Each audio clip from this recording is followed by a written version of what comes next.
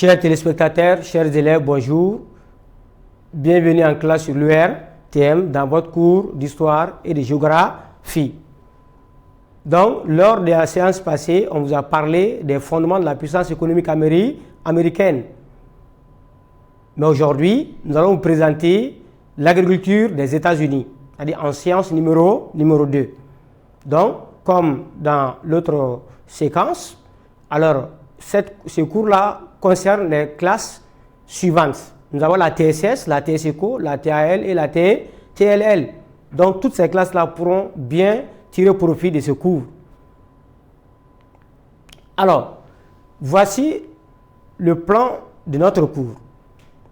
Donc, après une sommaire introduction sur l'agriculture américaine, nous allons parler des conditions de cette agriculture. Ensuite, nous mettrons l'accent sur les régions agricoles et les productions agricoles. Et nous allons finir par évoquer les problèmes auxquels l'agriculture américaine est confrontée. Bien. Donc, comme dans la plupart des pays riches, des pays développés, beaucoup d'actifs n'évoluent pas dans le secteur agricole. Tel est le cas, évidemment, des États-Unis. Donc, il n'y a que 3% d'actifs qui évoluent dans le secteur agricole aux États-Unis. Mais, avec ce petit pourcentage, les États-Unis sont parvenus à se hisser au rang de la première puissance agricole mondiale. D'ailleurs, ils sont premiers producteurs et exportateurs mondiaux de produits agricoles. Donc, l'agriculture des États-Unis est une agriculture très productive, alors qui est favorisée par de nombreuses conditions, même si alors elle est confrontée à un certain nombre de goulots d'étranglement, un certain nombre de problèmes, donc auxquels l'État doit faire face. Bien. Donc, parmi les conditions de l'agriculture des États-Unis, nous avons les conditions naturelles. Donc, les États-Unis étant un pays très vaste, c'est un État continent avec une superficie de 9 363 520 km². Donc, cette superficie-là, cette immensité territoriale, permet aux États-Unis d'avoir plusieurs types de climats. Donc, il y a une diversité climatique, n'est-ce pas, qui permet aussi de fertiliser les sols. Donc, aux États-Unis, nous avons de nombreuses terres cultivables. Donc, à titre d'illustration, nous avons 180 millions d'hectares de terres cultivables, donc soit 25% du territoire américain. Donc, nous avons aussi 560 millions de pâturages qui permettent la culture d'une gamme très variée de denrées agricoles aux États-Unis. Donc, le sol américain aussi peut produire toutes les denrées utiles au pays. OK? Donc, en plus de cela, donc, les États-Unis sont suffisamment parcourus par de nombreux cours d'eau. Donc, il y a de nombreux fleuves qui permettent les activités agro-pastorales. Parmi ces fleuves, nous avons le Mississippi avec son plus grand affluent, le Missouri, le Columbia, le Colorado, qui offrent de grandes possibilités d'irrigation. Donc, surtout dans les régions arides.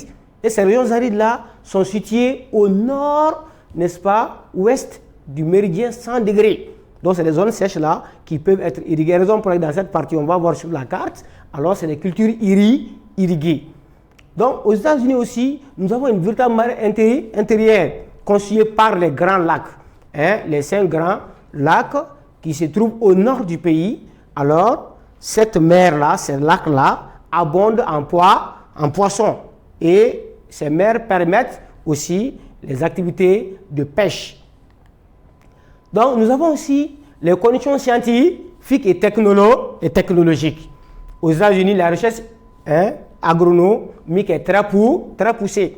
Cette recherche-là est financée par les fonds à la fois publics et privés.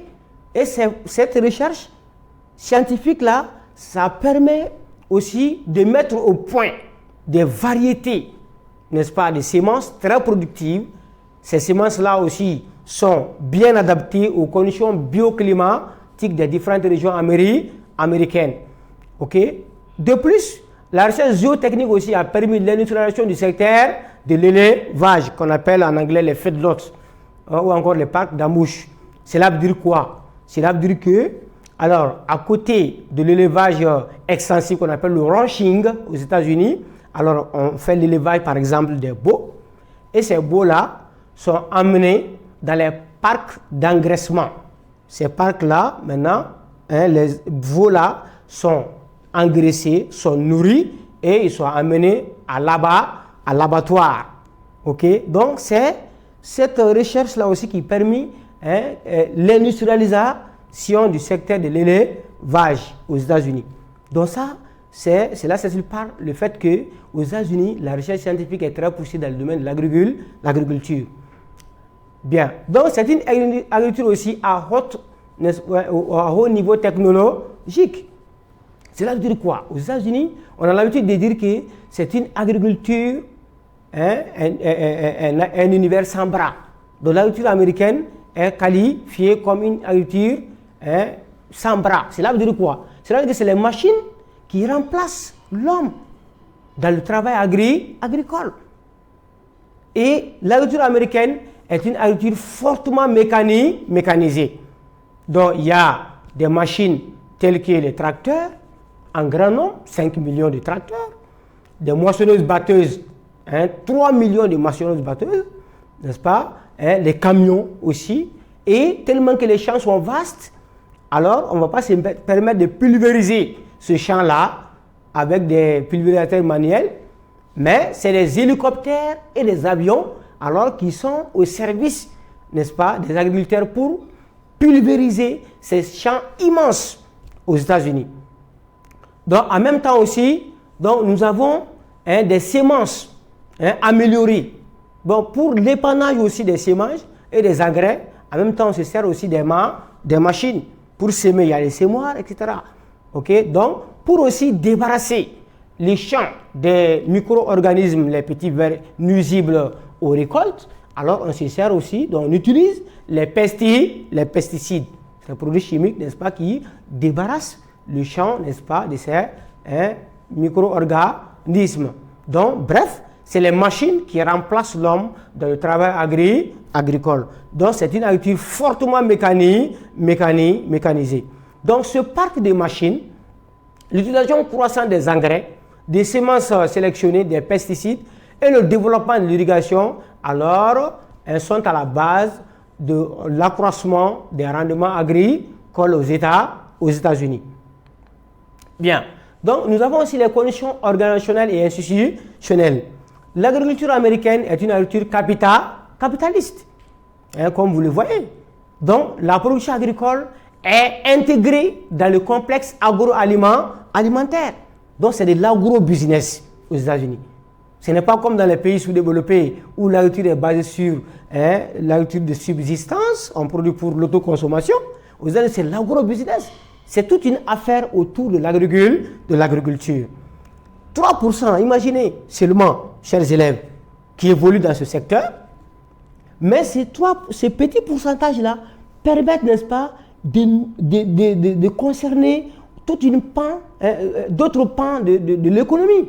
L'industrie, n'est-ce pas, est au service de cette agriculture, n'est-ce pas? Et les transporteurs aussi sont au service de l'agriculture. Ok?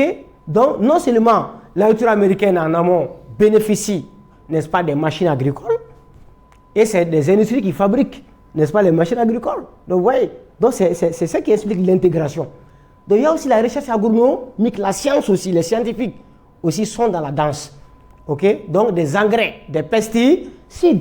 Donc, il y a des actifs d'autres secteurs alors qu'ils sont intégrés, n'est-ce pas, dans le système agricole américain. Les herbicides.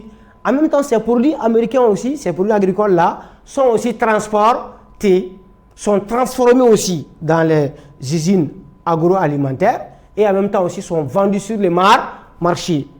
Et c'est cet ensemble-là qui permet d'expliquer, n'est-ce pas, alors ce caractère d'agro-business de l'agriculture américaine. Ok? Bien, donc c'est une agriculture aussi qui est soutenue par l'État. Donc l'agriculture américaine aussi est soutenue par l'État américain, c'est ça qui explique aussi le caractère institutionnel de cette agriculture. Donc l'État fédéral joue un très grand rôle.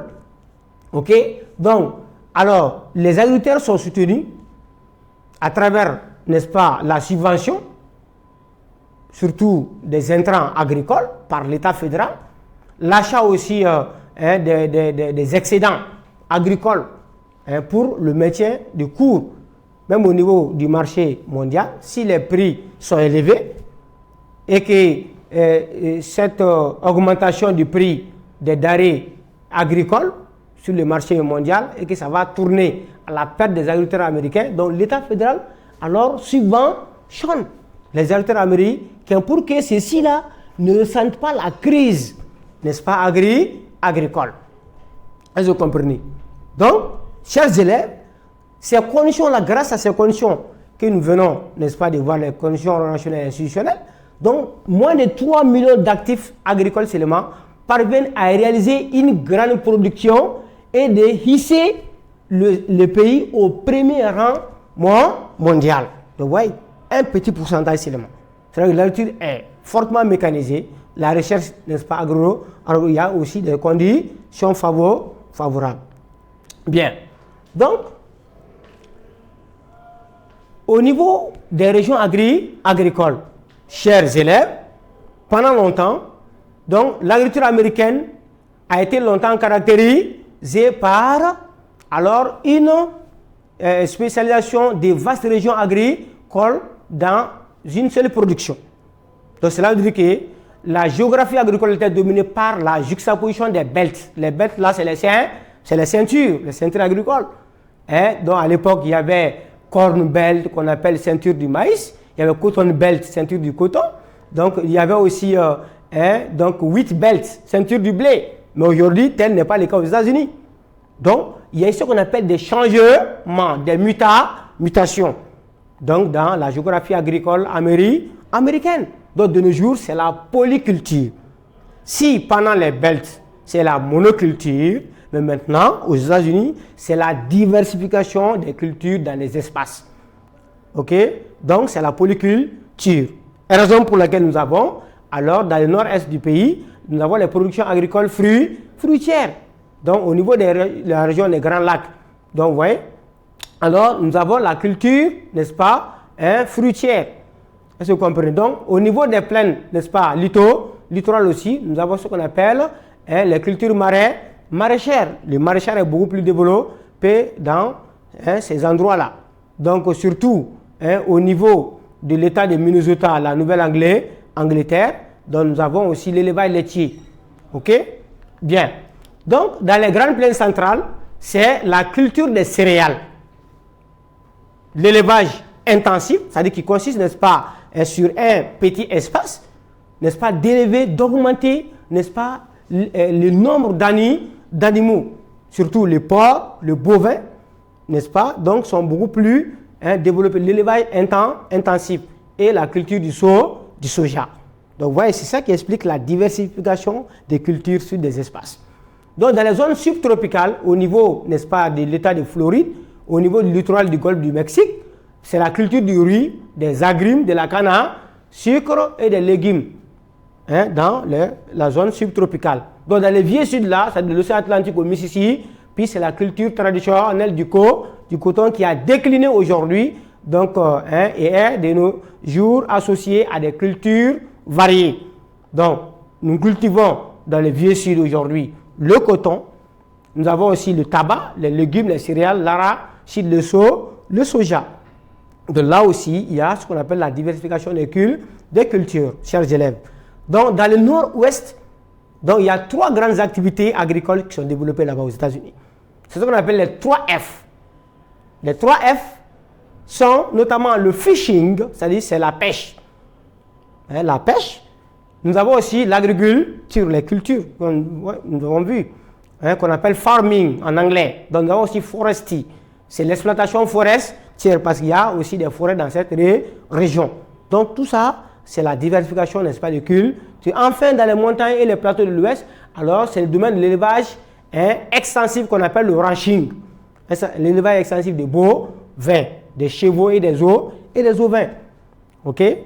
Bien. Donc maintenant, sur la carte que vous voyez, alors ça c'est l'espace agricole américain. Vous voyez? Donc maintenant, ici, dans cette zone, au nord n'est-ce pas, est, jusqu'au niveau des grands lacs que vous voyez. Alors, ça, c'est une région qu'on appelle alors l'élevage laitier. Donc, c'est l'élevage laitier qui est pratiqué ici. Vous voyez? Donc, maintenant, nous avons aussi les fruits, hein, nous avons aussi les légumes, les volailles, etc. Dans cette zone, autour des grands lacs, jusqu'à l'extrême nord-est du pays. OK? Bien. Donc, maintenant, au niveau du sud, que vous voyez, donc, la zone sud-tropicale, que vous voyez, donc ça c'est les cultures tropicales ou encore subtropicales, la canne à sucre, les agrumes, n'est-ce pas, ananas, ok, bien, donc nous avons au niveau, n'est-ce pas, donc la partie centrale surtout, des parts et d'autres du méridien 100 degrés, ça c'est l'ancien 8 belt qu'on appelle la culture du blé, mais aujourd'hui c'est le maïs, c'est le blé, le donc le sorgho, n'est-ce pas, qui est cultivé ici. Donc ici, donc au niveau des grandes plaines centrales, que vous voyez, ça c'est la culture des céréales. Ok? Donc plus à l'ouest, c'est l'élevage, si vous regardez dans ces zones-là, ça c'est l'élevage extensif qu'on appelle le ranching. Parce qu'ici il fait très chaud, donc ça c'est le ranching aux États-Unis. Ok? Bien. Donc maintenant, sur les montagnes que vous voyez, surtout de l'ouest, ouais, c'est l'exploitation forestière. Est-ce que vous comprenez? Donc voilà. Donc maintenant, ces points que vous voyez ici, au niveau, n'est-ce pas, des grands lacs, au niveau, n'est-ce pas, du détroit, et au nord-est du pays, ça c'est les principaux foyers de consommation. Ouais, jusqu'au niveau aussi de l'ouest du pays. Donc Californie, San Francisco. Donc ça, c'est les principaux foyers d'exportation. OK? Donc, en même temps aussi, la flèche que vous voyez, ça, c'est les courants d'exportation. Donc, vous voyez, ici. Et nous avons ici cette flèche. Donc, c'est les courants d'exportation. À partir de ces régions-là que les produits agricoles sont exportés vers d'autres pays.